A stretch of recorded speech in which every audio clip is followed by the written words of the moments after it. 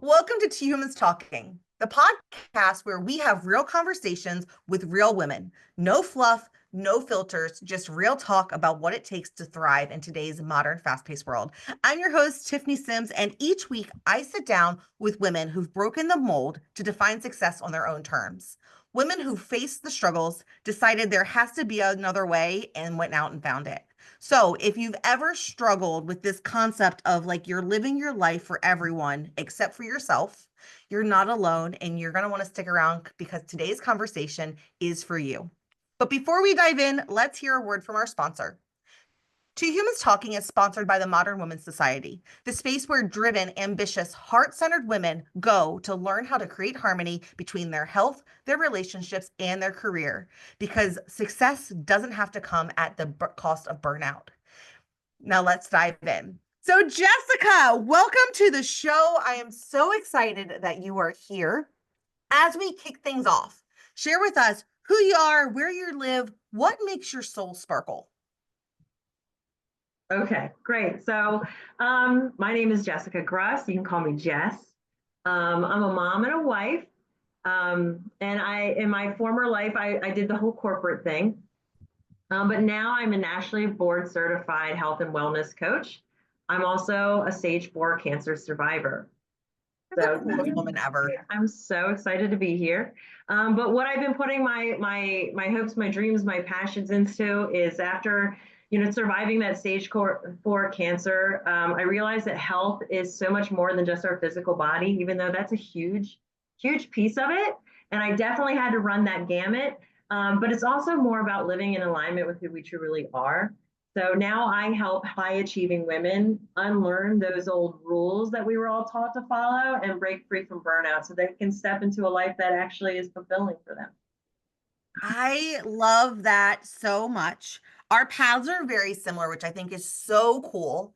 And it really just highlights the blueprint to a successful, aligned, thriving life. When so many women have to learn it on their own, and then we go out and we're like, everyone needs to learn this. It's like, and every time I talk to a new woman who's like on the same path, I'm like, it's because this is the answer. Yeah, and We it's all such a had to treasure struggle to with our find those health. women. Yeah, Yeah. like we all had to struggle with our health. And then we had to realize that it's not just our health, but like how we do all the other parts too. And so, can you go into your story about like what it was like before you kind of had that magical harmony in your life? What were you chasing? What was really going on back then when you were like, Oh, something's got to give? what a great question. So I was chasing, I mean, we might call it the American dream, right? For me anyway. So I was chasing, I wanted a husband. I had gone to college. So I wanted a really good paying job. Um, I wanted to excel at my job. I wanted to be important. I wanted to, have value out there in the world. I wanted to, but at the same time, I wanted to live life too. I wanted to go out and see things. I love gourmet food and travel. And most of all, I really love experiencing new people and getting to know them, just absorbing who they are and their perspective, and understanding them better. So, you know, I was driven through these passions, but what I found I was doing is I was going after those external signals way more often than those internal ones. So I was going after the paycheck. I was really running myself ragged doing these kinds of jobs that took a lot of multitasking, a lot of challenging, difficult scenarios like event coordinating. I did that for several years, doing large programs like that, like the Super Bowl and the US Open. That is so cool. Yeah. And What an so experience. yeah, it was in my 20s, it was an amazing experience to travel all over the country and to do that. And then as I got a little bit older, I wanted to settle down. I wanted to get married. And so I found a corporate job where I was doing event coordinating, but for that company every day. I was doing large operations management for large programs in the healthcare community in disease management and healthcare and health insurance. So These were all very stressful jobs. This was coordinating large programs, making sure, I don't know if you've ever had to coordinate anything, even as small as a birthday party, but everything always goes wrong. And so it's like, Nothing goes according to the checklist. no, never. So it's like putting out a lot of fires. It's building relationships with people. It's all very high stress. Um, and then all of that came to a screeching halt 9 months after my first child's born, my one and only, I should say. And Boy, girl, girl, what's her name? Emerson. How cute is she? She's the cutest, but I may be a little biased. You Um, no, there's nothing, no, not I mean, biased. No. she still knocks my socks off every day. I'm just like cute.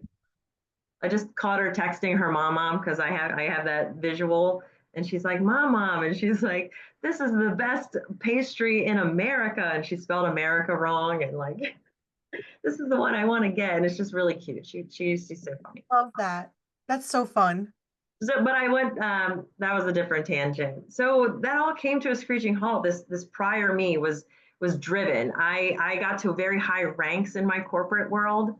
I was the person that everybody needed to see that day. Operations really couldn't run without me. I knew later, looking back 2020, I'd put myself in that position, right, to where everybody needed me. I had to be on call nonstop because I We was wear it running. like a badge of honor. I did, and I was busy like the rest of us were back then. Just busy was how you said fine. You almost replaced fine with busy, and that was even better, right? And Like, if how you are you weren't busy, doing? you didn't want to tell anyone you weren't busy because that meant that like they'd be like, "What are you doing then?" I don't even remember not being busy. That's how busy I was. Because it was not only a badge of honor, but yeah, you're almost like, oh, if there was like a moment lull, you're like, I should be doing something. Um, but then I got sick, and all of that kind of had to come to a stop. Almost as if like the very diagnosis coming out of the surgeon's mouth, like made time slow down. Mm.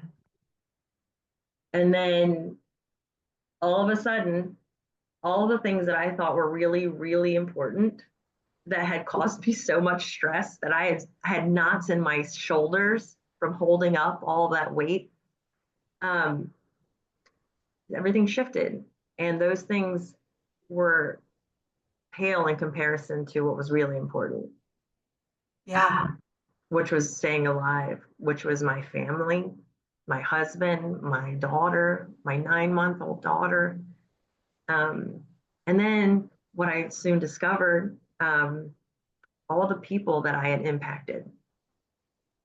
So when I got really sick, all of a sudden I had an open door, and you think, well, who's going to come visit me in the hospital? Well, it turns out a lot of people wanted to come see me, and they didn't want me to go. And that spoke a lot to me. It made me really start to change the way I was thinking about life and myself. That is so powerful. Because there's like the piece of it earlier before we hit record, we were having a little conversation about like the little devil on our shoulders sometimes just trying to like mess things up. And so like that's what I hear in that too. Like on one hand, it's like, what was it all for? This is what's really important. And then you're like, at what cost, right? And then on the other hand, it's like, oh, being a woman of integrity who was really going for it made all these people feel seen and supported and loved. And so like now how do I learn how to do both without costing my health at the same time? Yes, the dance of balance is what I call it these Mm. days because, when it comes to balance, almost all of my clients come in there requesting that very thing, balance. I need balance. I need work-life balance. I need balance in this or balance in that. It all boils down to balance. And the biggest thing I find myself saying over and over again is we need to remember that balance is not a destination, but a dance. I like that perspective. Yeah, it's something that we're going to be doing. It's going to be a fluid motion. It's not going to be like a goal to reach and stay there Yeah. and hang out. Yeah. You describe balance the way I describe harmony, which is like the ebb and flow of the things that are important to me. And for me, that like falls into those three buckets of health, relationships, and the way I earn money. So whether it's Yeah. just financial, like investments or career or whatever that is. And like they need to be for me, they all have to be integrated and working together. They can't just have their own little corners or islands because that's what led to me ending up in the doctor's office thinking I was having a heart attack. It was because I was like Yeah. trying to keep these islands separate and keeping them afloat. And like for me, it was like learning how to integrate all parts of me. So I just was myself.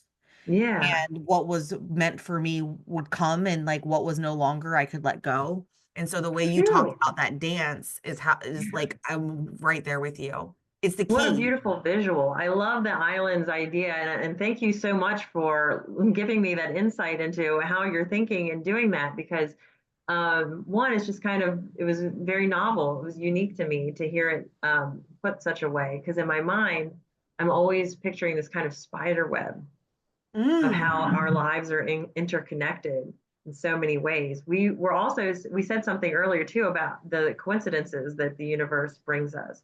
And I find that to be a big part of it. I could be in something completely unrelated um, and get like just like a signal from the universe, a little coincidence. I'm like, wow, I was just thinking about that in some very unrelated scenario. I was talking to Tiffany about this, and then I'm walking into the store and look at the sign and what it says. Those little things I think are also part of it. It's this web of connection, all of us connected, but I all needed that piece. yeah, Thank you. I'm drawing a web over here because that just gave me a visual for some things that you and I talked about like coincidences and like the paths, and someone says something on a Tuesday and next thing, and it was like caught you off guard, and next thing you know on Thursday you're having a conversation where that thing made sense and you're like, wait a second, like yeah. how magical is this world when we're like just aware of what's happening around us and open to receiving gifts that are sent our way.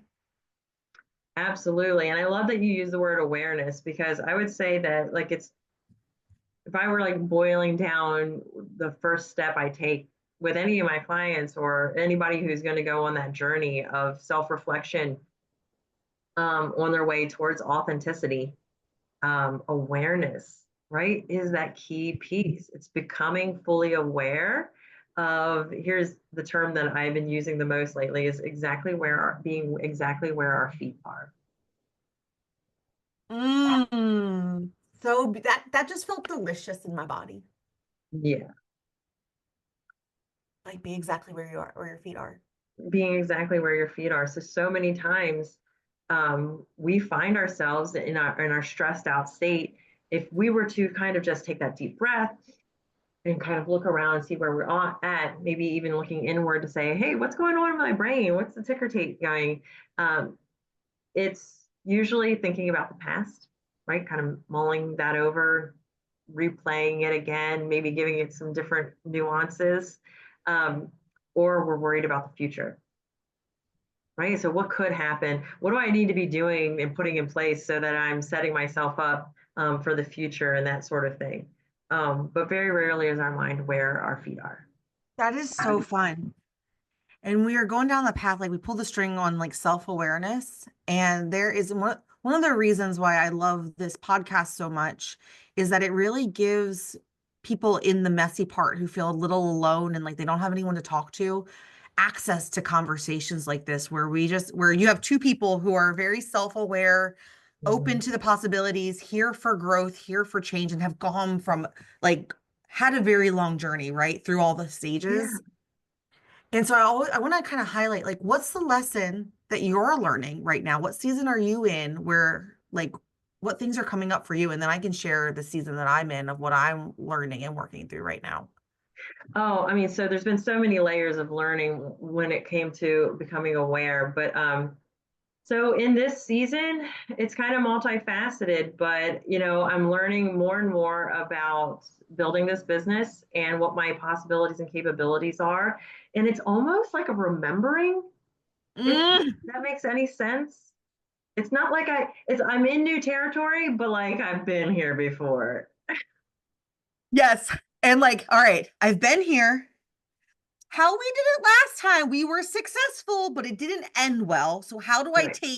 that awareness piece is like, okay, what skills serve me really, really well to be successful? Mm-hmm. What didn't work out so well? Okay, what tools have I learned since then that I can like insert and do Yeah. this a new way with everything I've already learned so it wasn't wasted? Because success Yeah. is for me. So like, and I can prove that I'm successful. So how can I like bring all the new pieces together to do this a little differently? Exactly. And that awareness piece is so clutch in that moment because when we're able to step back and have that, what I call this, that's what I call self analysis. We're always over here being a scientist. I come from a scientific background, I'm a bio major, love, yes. So I love self analysis because we're taking the cap of judgment off, which so many of us have kind of slid into. And we're putting the cap of curiosity on. So in science, we're curious. Adore you. I adore you. We are the same person. It's fantastic. Yay! So yeah, so it's putting that cap of curiosity on. It's the self-analysis piece is not judging yourself, not comparing yourself to what you should be, but mainly about what's actually happening. Um, being in reality and saying this is what's actually taking place, like it, love it, whatever it is, um, or hate it. You're taking real stock in what you're doing there and saying, okay, this is not where I want to be Can you without unpack judging. be in reality for us? Like, what does that really mean? What am I really like what kind of questions am I asking myself if I'm like being in reality in the moment, bringing myself back to reality? Well, that could be a couple different ways, full like different ways. But first and foremost, if our head is a lot of different places, we want to be physically in reality. So for that, I prescribe maybe like a meditation and or breathing exercise, bringing you back to your breath, or maybe even doing an exercise where you're looking at the environment around you, smelling the environment around you, using your senses in your environment. Um, but then the other aspect of being in reality is being kind of brutally honest with yourself. Mm, And when I say brutal, I don't mean like being cruel, but I mean being honest about even the things that make you uncomfortable. yeah, Um, that might not shine the greatest light on you, but that's what you're kind of there for, right? So that's the honesty, the reality that you want to look at. And here's what I tell my clients and you know the people I'm working with too. So if you are looking to hit a goal, right? And I were to give you a map, um, but in your map, you're telling me I'm in Denver, and I'm like, okay, I'm going to give you a map of Denver to get to your goal. But the reality is that you're not in Denver, you're in Toledo, right? But you're not being honest with yourself about being in Toledo because you've always thought I'm a Denver person or whatever. Well, if I hand you that map of Denver, you're never going to find your way to the museum or the movie theater or anything like that because you're walking around Toledo using a map of Denver to get around. You're never going to find it. You might as well be in a house of mirrors or a maze that you're never going to get out of. yeah, It's so important to know and to be honest with yourself about exactly where you are. So in that my is so situation, good. I had to be dead serious about where I was, which was I was dying. I was right. And I couldn't like gloss that over. I couldn't pretend that wasn't happening.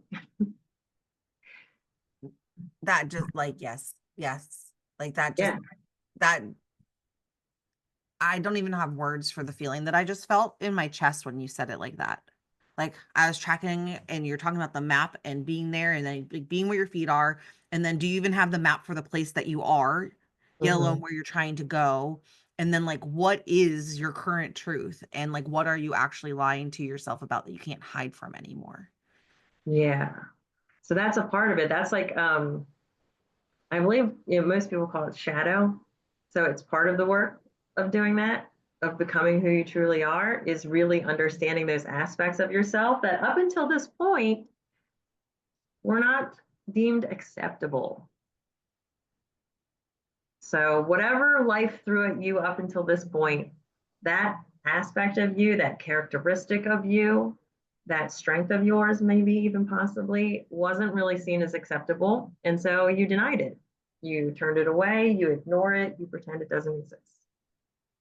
But that's not being completely honest with yourself. That's why you might find yourself running into the same circumstances. You ever say like, "Oh, why does this keep happening to me?" or whatever, or things just don't seem to work out for you in the way that you want them to work out, and it just doesn't make any sense. It's like, oh, and it's like, wow, if you took a step back and realized that you were using the wrong map, that you haven't been completely honest with where you started when you went on this journey, it would make a lot more sense why you weren't hitting your goal.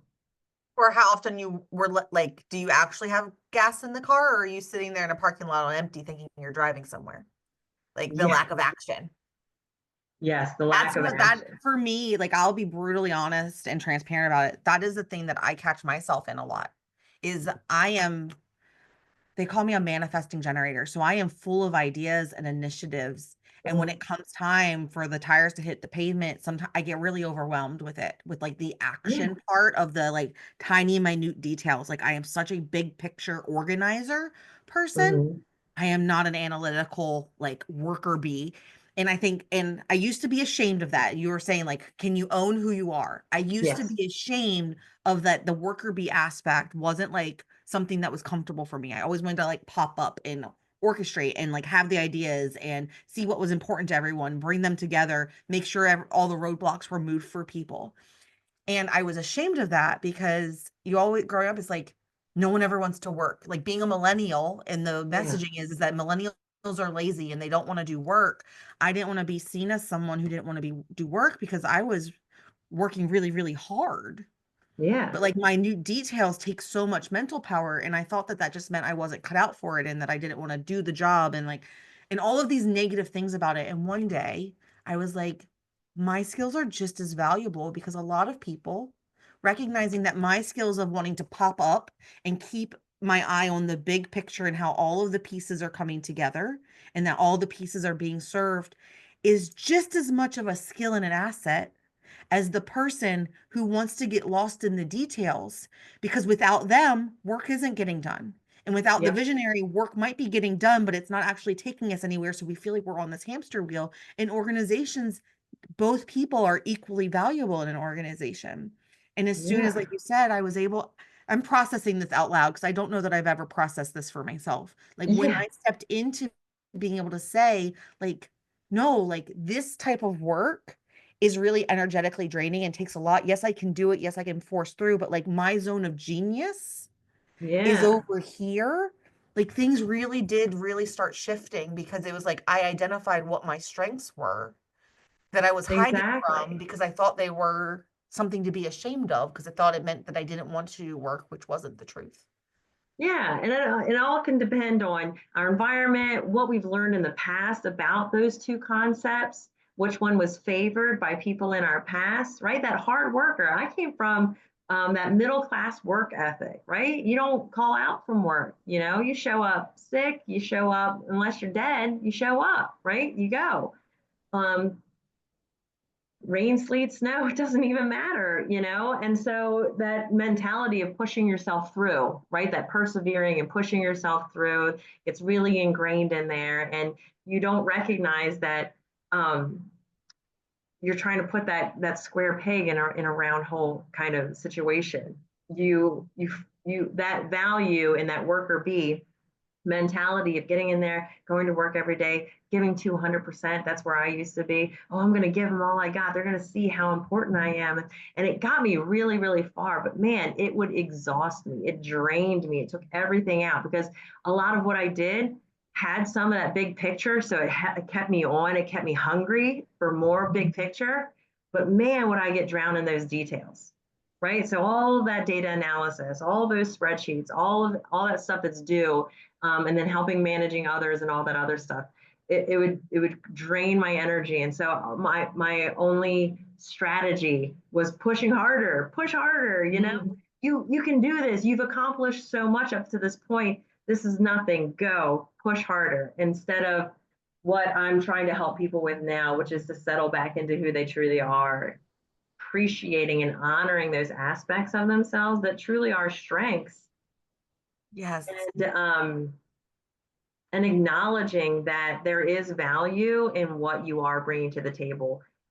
We've been taught to really farm out our expectations and standards, and allow other people to dictate what that is, instead of looking inward at our own standards, at our own expectations for ourselves.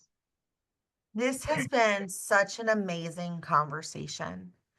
You're going to want to go back and listen to it again because there were so many nuggets that Jess and I kind of like sprinkled in there. So if you're like in it and you're having that moment of like, what am I doing this all for? What is it for? What's the outcome? Can I keep going? I really do encourage you to, now that you've heard it once, go back to the beginning, listen to it again. And because I promise you, you're going to hear this conversation a little differently every time Mhm. you listen to it. Because I can't, like, you and I have had this conversation. It's what we do. We have Yeah. this conversation every day, all day. And like, I just sat here having new realizations for myself through our dialogue. And so I want to encourage you listening at home to go do the same. So, Jess, as we're wrapping up for today, how do we connect with you outside of the show? Well, I would say the easiest place to go would be to my website. So if you go, my company's name is And Then She Woke, which kind of points to that moment I woke up from that very first surgery. And then she woke.com. And I've also joined forces with Laura from Change by Challenge. So that's a new partnership that we're forging. And so you can find me over there too at changebychallenge.com. You can see my about pages on both of those websites, and there are ways of getting in contact and getting on my calendar actually in both of those places. Very exciting. I say this after every guest because I mean it wholeheartedly. Go be a human and connect with with another human. Go reach out to Jess. She is a gift. She is a light. And like just go get to know her, see what she's doing.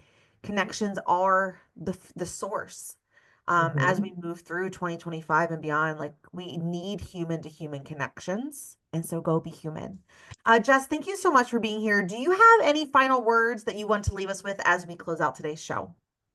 I just want to close out by encouraging and inviting all the women out there that are listening, everybody that's listening, really, to get a little curious about those passions, those aspects of yourself that maybe have been forgotten or swept under the rug while you were achieving. And open that box back up and take a look at it and maybe rediscover who you authentically are. It could Ah, change so everything. good.